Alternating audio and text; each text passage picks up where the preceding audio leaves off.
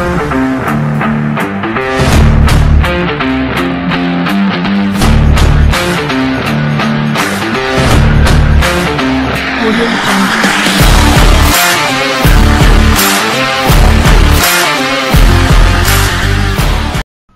Hello வணக்கம். இது உங்கள் தமிழ் சிறை.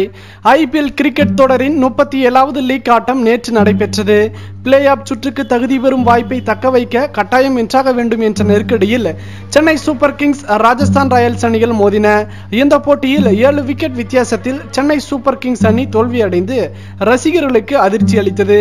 சென்னை அணி தோல்வியடைந்ததால் நடப்பு ஐபிஎல் தொடரில் பிளே ஆஃப் சுற்றுக்கு தகுதி பெறும் வாய்ப்பு ஏறக்குறைய மங்கிவிட்டது.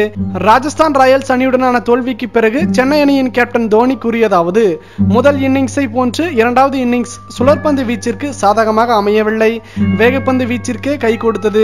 கடந்த 4-5 போட்டிகளில் நாங்கள் எடுத்த அனைத்து முயற்சிகளும் தோல்வியிலேயே முடிந்துள்ளது. பல மாற்றங்கள் செய்த போதிலும் முடிவு மட்டும் மாறவே இல்லை. லட்சக்கணக்கான ரசிகர்கள் போட்டியை பார்ப்பதால் இதில் மறைப்பதற்கு எதுவும் இல்லை. நாங்கள் இந்த தொடரில் இளம் வீரர்களுக்கு அவ்வளவாக வாய்ப்பு கொடுக்கவில்லை என்பது உண்மைதான். எங்கள் அணியில் இருக்கும் இளம் வீரர்களில் நான் பெரிய உத்வேகம் எதையும் பார்க்கவில்லை. அடுத்தடுத்த போட்டிகளில் இளம் வீரர்களுக்கான வாய்ப்பு வழங்கப்படும். அவர்களுக்கு எவ்வித நெருக்கடியும் இல்லாமல் விளையாட இந்த ஒரு வாய்ப்பு அமையும் என்றார் கேப்டன் தோனி. கேப்டன் இதை போன்றே அடுத்த போட்டியிலாவது இளம் வீரர்களுக்கான வாய்ப்பு வழங்கப்படுமா மறுக்கப்படுமா? உங்களின் கருத்துக்களை மறவாமல் கமெண்ட் பாக்ஸில் பதிவிடுங்கள். மேலும் இது போன்ற சுவாரஸ்யமான செய்திகளை உடனுக்குடன் தெரிந்து கொள்ள தமிழ் சிறை சேனலை சப்ஸ்கிரைப் பண்ணுங்க.